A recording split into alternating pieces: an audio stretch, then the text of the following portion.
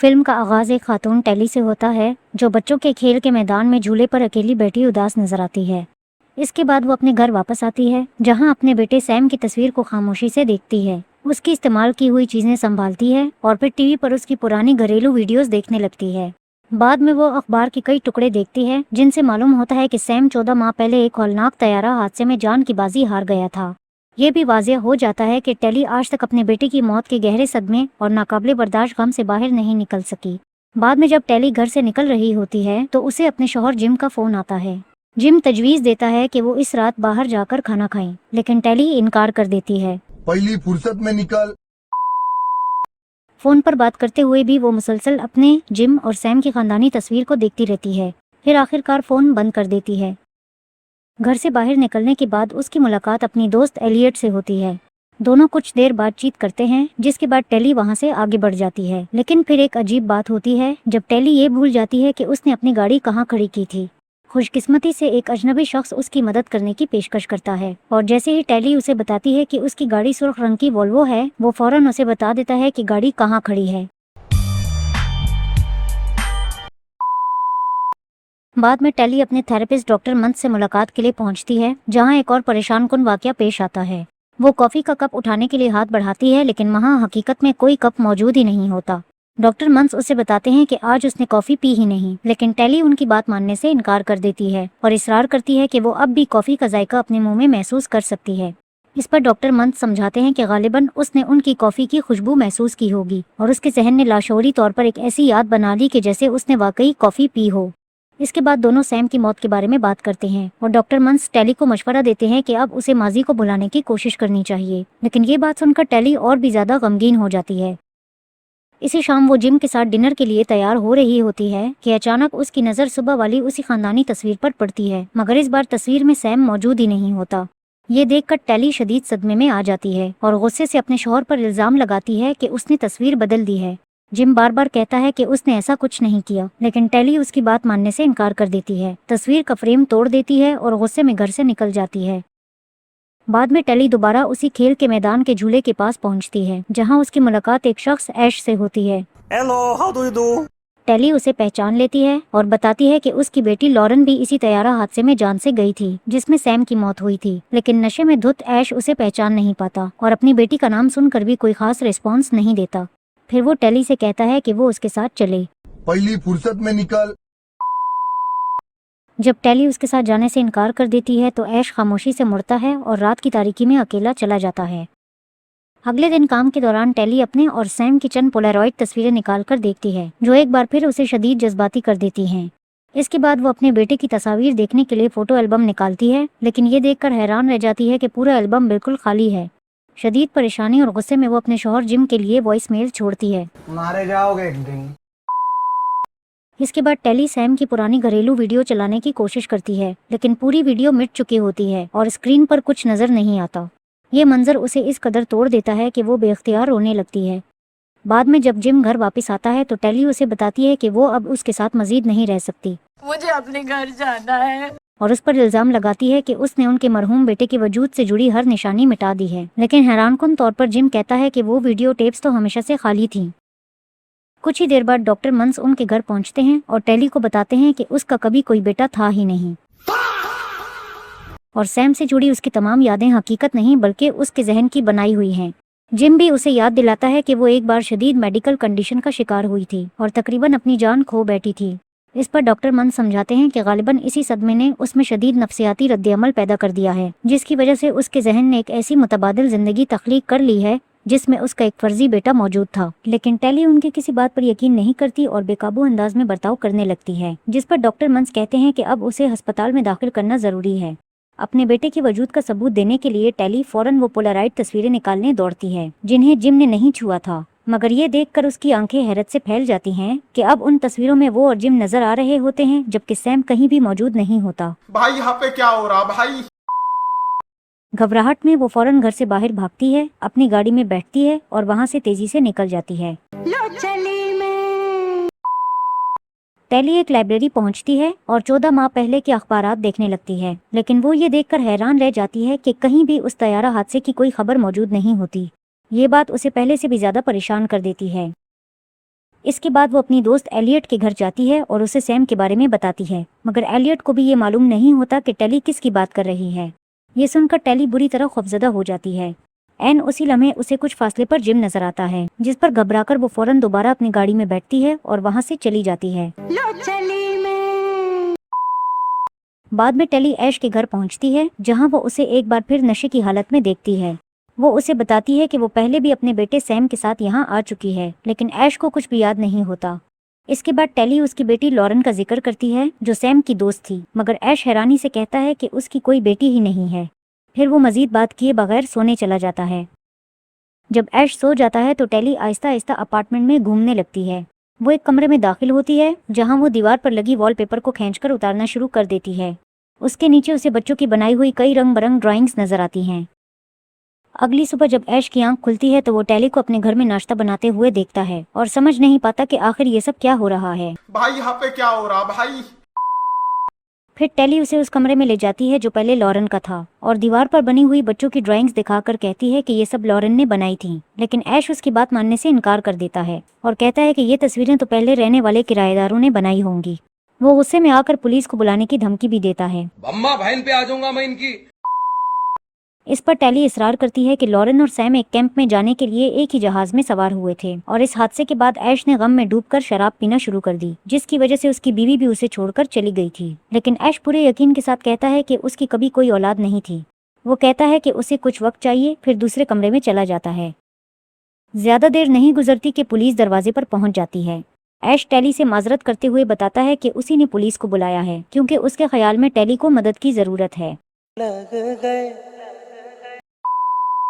Police एहलकार tele को बाहर ले जाते हैं, लेकिन इसी दौरान नेशनल सिक्योरिटी के 2 एहलकार वहां पहुंच जाते हैं और मुतालबा करते हैं कि टेली को उनके हवाले कर दिया जाए। इसी दौरान जब ऐश दीवार पर बनी हुई तस्वीरों को गौर से देख रहा होता है तो अचानक उसे अपनी बेटी लॉरेन याद आ जाती है, और साथ ही वो लम्हे भी याद आते हैं जब वो दीवारों पर ये तस्वीरें बना रही थी। एक लम्हा जाया किए बगैर ऐश फौरन बाहर दौड़ता है, जहाँ NSA के एहलकार टेली को ले जा रहे होते हैं और उनकी गाड़ी के सामने आकर उसे रोक देता है। वो जोर जोर से टेली को आवाज देकर कहता है कि उसे सब कुछ याद आ गया है। इसी मौके से फायदा उठाते हुए टेली गाड़ी से निकलती है और वहां से भाग जाती है। इसी दौरान वो पुरस्कार शख्स, जिसने पहले एक मौके पर टेली की मदद की थी, दूर खड़ा ये सब कुछ बड़ी दिलचस्पी से देख रहा होता है। दूसरी तरफ ऐश एक NSA एहलकार पर काबू पाकर वहां से फरार होने में कामयाब हो जाता है, जबकि एक दूसरा एहलकार शहर की गलियों में टेली का पीछा करता रहता है, मगर आखिरकार टेली उससे जान छुड़ाने में कामयाब हो जाती है। जब वो ऊपर आसमान की तरफ देखती है तो बादलों में एक अजीबोगरीब शक्ल बनती हुई नजर आती है, जो उसे मजीद परेशान कर देती है। दूसरी तरफ पुलिस स्टेशन में एक जासूस अफसर एन जिम से उसकी बीवी के बारे में पूछगछ कर रही होती है, जिस पर इल्जाम है कि उसने किसी के अपार्टमेंट में तोड़फोड़ की और एक ऐसे बेटे के बारे में बातें की जिसका कोई वजूद ही नहीं। जिम एन को बताता है कि उनकी कभी कोई औलाद नहीं हुई और उसकी बीवी सिर्फ वहम और जहनी उलझन का शिकार है। ये सुनकर एन सवाल करती है कि अगर मामला सिर्फ यही है तो फिर NSA को टेली में इतनी दिलचस्पी क्यों है, क्योंकि ना तो वो आमतौर पर किसी के अपार्टमेंट की तोड़फोड़ के मामलात देखते हैं और ना ही लापता बच्चों के केस उनकी जिम्मेदारी होते हैं। इसी शाम ऐश दोबारा उसी खेल के मैदान के झूले के पास आता है, जहां कुछ देर बाद टेली भी उसे ढूंढते हुए पहुंच जाती है। दोनों बैठकर अपनी अजीबोगरीब सूरत हाल पर बात करते हैं। टेली ये अंदाजा लगाती है कि शायद किसी ने उनके बच्चों को अगवा कर लिया है, और वो हैरान होती है कि आखिर कौन ऐसी ताकत रख सकता है जो लोगों के बच्चों के वजूद को ही सबकी यादों से मिटा दे। चूंकि NSA के एहलकार मुसलसल उनकी तलाश में हैं, इसलिए दोनों फैसला करते हैं कि रात किसी होटल में गुजारना ज्यादा महफूज होगा। लेकिन रास्ते में एक गाड़ी जानबूझकर उनकी गाड़ी को टक्कर मार देती है। जल्द ही मालूम होता है कि उस गाड़ी में NSA के वही एहलकार मौजूद हैं। ये देखकर टेली और ऐश घबराकर वहां से भाग निकलते हैं। एक तवील और सनसनीखेज ताक़ुब के बाद वो आखिरकार अपने पीछा करने वालों से बच निकलते हैं। बाद में वो एक मोटल में पनाह लेते हैं, जहां से टेली डॉक्टर मंस को फोन करती है और उन्हें बताती है कि उसे एक और ऐसा आदमी मिला है जिसकी बेटी भी उसी तैयारा हादसे में मारी गई थी, और अगरचा इब्तिदा में उसे अपनी बेटी याद नहीं थी, लेकिन अब उसे सब कुछ याद आ चुका है। डॉक्टर मंस को लगता है कि टेली को शदीद घबराहट का दौरा पड़ रहा है, इसलिए वो उससे पूछते हैं कि वो इस वक्त कहाँ है, लेकिन टेली उसे अपनी जगह बताने से इनकार कर देती है और फोन बंद कर देती है। अगली सुबह टेली को वो दिन याद आता है जब बच्चे उस तैयारे में सवार हुए थे। इसी दौरान अचानक उसे एक अहम बात समझ आती है और वो ऐश को जगा देती है। वो कहती है कि अगर बच्चे वाकई मर चुके हैं तो फिर आखिर उनकी यादें मिटाने की जरूरत क्यों पेश आई। टेली को यकीन होने लगता है कि शायद बच्चे अभी भी जिंदा हैं और वो अंदाजा लगाती है कि इसी वजह से वो उन्हें भुला नहीं पा रही, क्योंकि वो अब भी अपने बेटे की मौजूदगी महसूस कर सकती है। ऐश भी कहता है कि उसे भी ऐसा ही महसूस होता है। इसके बाद दोनों मोटल छोड़ देते हैं और एक किराए की गाड़ी लेते हैं।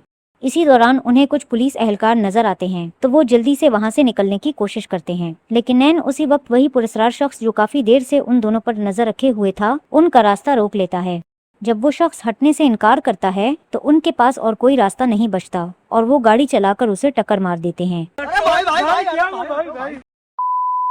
टेली को इस बात का बहुत अफसोस होता है और उसे याद आता है कि वो उस पुरस्कार शख्स को पहले भी कहीं देख चुकी है। इसी दौरान उसे जासूस एन का फोन आता है जो उससे बात करना चाहती है। टेली उसे अपनी मौजूदा सूरत हाल के बारे में सब कुछ बता देती है। वो एन से सवाल करती है कि अगर वो बच्चे कभी मौजूद ही नहीं थे तो फिर दो मुख्तलिफ लोग दो मुख्तलिफ बच्चों को कैसे याद कर सकते हैं। ये बात कहने के बाद वो फोन बंद कर देती है। बाद में टेली अपने शौहर जिम के दफ्तर के बाहर उससे मिलने जाती है, लेकिन हैरतअंगेज तौर पर जिम अब उसे पहचानता ही नहीं। वो जिम से पूछती है कि क्या वो सैम नाम के किसी शख्स को जानता है, लेकिन जिम इनकार कर देता है और वहां से चला जाता है। इससे जाहिर होता है कि कोई जानबूझकर उन तमाम लोगों की यादें मिटा रहा है जिनका ताल्लुक सैम से था। जब टेली और ऐश इमारत से बाहर निकल रहे होते हैं तो उन्हें नजर आता है कि एनएसए के एहलकार एक बार फिर वहां पहुंच चुके हैं। चुनांचा वो फौरन गाड़ी में बैठते हैं और वहां से निकलना शुरू कर देते हैं। इसी दौरान हम देखते हैं कि वही पुरस्कार शख्स उन्हें देख रहा है और अब वो बिल्कुल ठीक हालत में होता है, जैसे उसे गाड़ी की टक्कर से कोई नुकसान ही नहीं हुआ। दूसरी तरफ एन पहले वाली कार रेंटल जगह पर पहुंचती है जहां एक मुलाजिम उसे उस पुरस्कार शख्स के बारे में बताता है जिसे गाड़ी ने टक्कर मारी थी, लेकिन वो फौरन ऐसे उठ खड़ा हुआ जैसे कुछ हुआ ही ना हो। इसी वक्त कुछ एनएसए एहलकार वहां पहुंच जाते हैं और उनमें से एक एन से कहता है कि अगर उसे ऐश या टेली के बारे में कोई भी मालूमात मिले तो फौरन उससे राब्ता करे। एन उनसे पूछती है कि क्या उनका इस तैयारा हादसे और लापता बच्चों से कोई ताल्लुक है, लेकिन एहलकार दावा करता है कि ना तो कोई तैयारा हादसा हुआ था और ना ही कभी कोई बच्चे मौजूद थे। रात के वक्त टेली और ऐश शहर से दूर एक सुनसान जगह पर मौजूद एक कैबिन में पहुंचते हैं। दूसरी तरफ एन से डॉक्टर मंस मुलाकात करते हैं जो पुलिस की मदद करना चाहते हैं। वो कहते हैं कि पहले उन्हें यकीन था कि टेली मुकम्मल तौर पर वहम का शिकार है, लेकिन अब उन्हें खुद भी इस बात पर शक होने लगा है। इनके मुताबिक टेली सबसे ज्यादा एतमाद उन्हीं पर करती है, वरना वो कभी उन्हें फोन ना करती। डॉक्टर मंस को यकीन होता है कि टेली दोबारा उसे फोन करेगी और जब ऐसा होगा तो पुलिस को भी उसका पता चल जाएगा, क्योंकि वो उस वक्त उनके साथ मौजूद होंगे। पार्टी बदल लिया साला। दूसरी तरफ कैबिन में ऐश को कुछ अजीबोगरीब आवाजें सुनाई देती हैं। वो फौरन एक हथियार उठाता है और देखने के लिए बाहर जाता है। वहां उसे एक आदमी छुपते हुए नजर आता है, जिस पर वो फौरन हमला करके उसे बेहोश कर देता है और उसे उठाकर कैबिन के अंदर ले आता है। टेली और ऐश उस आदमी को बांध देते हैं और उसकी आईडी से उन्हें मालूम होता है कि वो एनएसए का एक एहलकार है। वो दोनों इस आदमी को मारना शुरू कर देते हैं और मुतालबा करते हैं कि वो बताए कि वो कौन है और उनके बच्चे कहाँ हैं। अब तो सच बोल दे भोस। वो आदमी जवाब देता है कि ये सब कुछ हुकूमती इदारों ने नहीं किया, बल्कि वो सिर्फ किसी और के साथ ताउन कर रहे हैं ताकि खुद जिंदा रह सकें। वो कहता है कि टेली को भी बाकी सब लोगों की तरह सब कुछ भूल जाना चाहिए था और ये सब इस एक्सपेरिमेंट का हिस्सा नहीं था। ये सुनकर टेली बेबसी से उस आदमी से दरख्वास्त करती है कि वो उन्हें बताए कि वो अपने बच्चों को वापस कैसे ला सकते हैं और वादा करती है कि किसी और को इस बारे में कुछ मालूम नहीं होगा, लेकिन वो आदमी कहता है कि वो ऐसा नहीं कर सकता और दावा करता है कि वो लोग सब कुछ सुन रहे हैं। अचानक एक जबरदस्त धमाका होता है जिससे पूरा कैबिन तबाह हो जाता है, जबकि वो एजेंट भी कहीं नजर नहीं आता। टेली हैरान होती है कि आखिर उन्होंने उसे और ऐश को भी क्यों नहीं मारा। अगली सुबह एन और उसकी टीम तबाहशुदा कैबिन के मलबे पर पहुंचती है, जहां उन्हें टेली का छोड़ा हुआ एक पैगाम मिलता है। उसमें लिखा होता है कि उनके बच्चों को अगवा कर लिया गया है और वो एन से मदद मांगती है। वहां कोई लाश मौजूद नहीं होती, लेकिन एनएसए एजेंट का शनाख्ती कार्ड मिल जाता है, जिसे देखकर एन को मामला बहुत मशकूक लगता है। दूसरी तरफ ऐश और टेली गाड़ी चला रहे होते हैं कि अचानक टेली को एक बार फिर वो दिन याद आता है जब उसने अपने बेटे को अलविदा कहा था। उसे याद आता है कि तैयारा कंपनी का नाम क्वेस्ट एयर था। दोनों फौरन उस कंपनी के दफ्तर पहुंचते हैं, लेकिन हैरत की बात यह होती है कि पूरी जगह खाली पड़ी होती है, जो बहुत अजीब लगता है। आखिरकार उन्हें एक औरत मिल जाती है जो बताती है कि वो एक अकाउंटेंट है और कंपनी के दिवालिया होने के बाद अदालत की तरफ से यहाँ काम कर रही है। टेली खुद को कंपनी की एक मुलाजिम जाहिर करती है और अपनी चालाकी से इस फर्म के मालिक रॉबर्ट शीनियर का पता हासिल करने में कामयाब हो जाती है। वक्त जाया किए बगैर टेली और ऐश शीनियर के पते पर पहुंचते हैं, लेकिन वहां भी उन्हें जगह मुकम्मल तौर पर खाली मिलती है। चुनांचा दोनों फैसला करते हैं कि वो रात वहीं गुजारेंगे। अगली सुबह एन को खबर मिलती है कि इन दोनों ने एक अकाउंटेंट को धोखा देकर कंपनी के मालिक का पता हासिल किया है, इसलिए वो डॉक्टर मंस के साथ वहां जाने का फैसला करती है। इसी दौरान टेली को एक बार फिर वो दिन याद आता है जब वो अपने बेटे को छोड़ने गई थी, और आखिरकार उसे याद आ जाता है कि वो पुरस्कार शख्स जिसे उन्होंने गाड़ी से टक्कर मारी थी उस दिन भी वहां मौजूद था। इसी दौरान ऐश को घर में उसी पुरस्कार शख्स की एक तस्वीर मिलती है और उसे एहसास हो जाता है कि वो शख्स कोई और नहीं बल्कि रॉबर्ट सीनियर है। वो ये मालूमात फौरन टेली को बताता है और दोनों फैसला करते हैं कि वो उसी एयरपोर्ट जाएंगे जहां से बच्चे रवाना हुए थे। लेकिन अचानक उन्हें घर में किसी की मौजूदगी का एहसास होता है और टेली कहती है कि वो लोग यहाँ मौजूद हैं। इसके बाद दोनों वहां से निकलने की कोशिश करते हैं, मगर दरवाजा बंद हो जाता है और खुलता नहीं। चाबी कहाँ है? में डाल लियो क्या चाबी साला? आखिरकार वो खिड़की तोड़कर घर से बाहर निकलने पर मजबूर हो जाते हैं। इसी वक्त जासूस एन वहां पहुंचती हुई नजर आती है, तो ऐश टेली से कहता है कि वो यहाँ से निकल जाए और वो दोनों उसके अपार्टमेंट में मिलेंगे। टेली भाग जाती है जबकि एन अपनी गाड़ी से निकलती है और बंदूक हाथ में लिए घर की तरफ बढ़ती है। इसी दौरान सीनियर सामने आ जाता है, जिस पर एन उसे हुक्म देती है कि वो घुटनों के बल बैठ जाए, लेकिन बार बार खबरदार करने के बावजूद जब सीनियर उसकी बात मानने से इनकार कर देता है तो एन उस पर कई गोलियां चलाती है। हैरतअंगेज तौर पर गोलियों का उस पर कोई असर नहीं होता और वो मुसलसल चलता रहता है। इसी दौरान ऐश को गाड़ी में डॉक्टर मंस अकेले मिलने जाते हैं, तो वो उनसे कहता है कि उन्हें यहाँ से निकलना होगा क्योंकि टेली को उनकी मदद की जरूरत है। दूसरी तरफ टेली अपनी गाड़ी लेकर वहां से नहीं निकल पाती क्योंकि उसकी गाड़ी कीचड़ में फंस जाती है। उसी वक्त एन उसके पास आती है, अपना तारुफ करवाती है और कहती है कि अब उसे टेली की बात पर यकीन है। लेकिन अचानक एक पुरस्कार ताकत एन को हवा में उठाकर आसमान की तरफ खींच लेती है। यहाँ ये राज सामने आता है कि इस सब के पीछे इंसान नहीं बल्कि खलाई मखलूकात मौजूद हैं। बाद में ऐश अपने अपार्टमेंट पहुंचता है जहां वो टेली से मिलता है और टेली उसे बताती है कि उसके साथ क्या हुआ था। इसी लम्हे सीनियर वहां अचानक नमूदार होता है। ऐश फौरन उस पर हमला करता है, लेकिन सीनियर आसानी से उसे काबू कर लेता है। टेली को बचाने के लिए ऐश खुद को और सीनियर को खिड़की से बाहर गिरा देता है, लेकिन जैसे ही वो बाहर गिरते हैं एक पुरस्कार ताकत ऐश को फौरन आसमान की तरफ खींच लेती है। खौफजदा टेली बाहर देखती है, मगर उसे सीनियर के गिरने का कोई निशान नहीं मिलता। इसी दौरान डॉक्टर मंस वहां पहुंच जाते हैं और टेली को अपने साथ गाड़ी में लेकर वहां से चले जाते हैं। रास्ते में डॉक्टर मंस टेली से कहते हैं कि पहले उसे पुलिस के पास जाना चाहिए, लेकिन टेली इनकार कर देती है और कहती है कि वो उसे एयरपोर्ट ले जाएं। ताहम जब वो वहां पहुंचते हैं तो टेली देखती है कि कोई उसका इंतजार कर रहा है और वो कोई और नहीं बल्कि सीनियर होता है। डॉक्टर मंस सीनियर से दरख्वास्त करते हैं कि वो ये सब खत्म कर दे और सब कुछ दुरुस्त कर दे। पहली फुर्सत में निकल। लेकिन सीनियर कहता है कि अभी ये सब खत्म नहीं हुआ और वहां से चला जाता है। एक हैरानकुन इंकशाफ में डॉक्टर मंस टेली को बताते हैं कि वो इन चंद लोगों में शामिल हैं जो उन मखलूकात के बारे में जानते हैं, लेकिन वो बेबस हैं और उनके एक्सपेरिमेंट को रोकने की कोई ताकत नहीं रखते। टेली कहती है कि वो बस अपने बेटे को वापस चाहती है। इस पर डॉक्टर मंस अफसोस का इजहार करते हुए कहते हैं कि वो उसे कभी वापस नहीं पा सकेगी। इसके बावजूद टेली सीनियर के पास जाती है और उससे पूछती है कि क्या उसका बेटा यहाँ मौजूद है।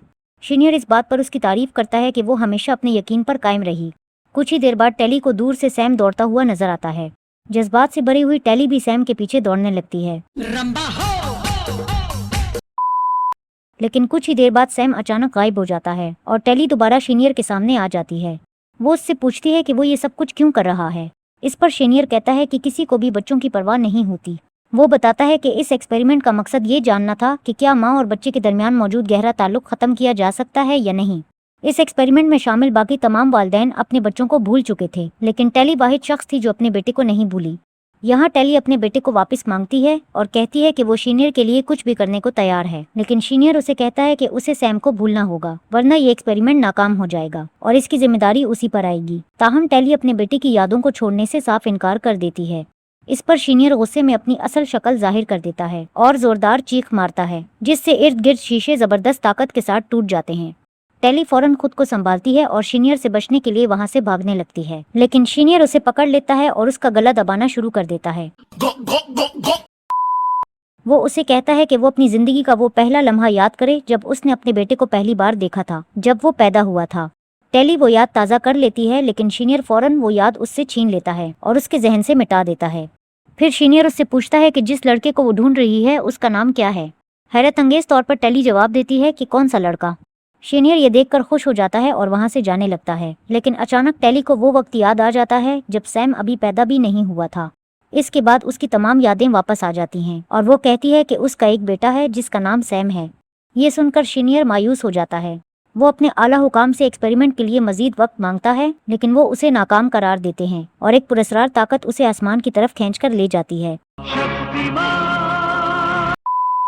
जबकि टेली हैरत से ये सब देखती रहती है।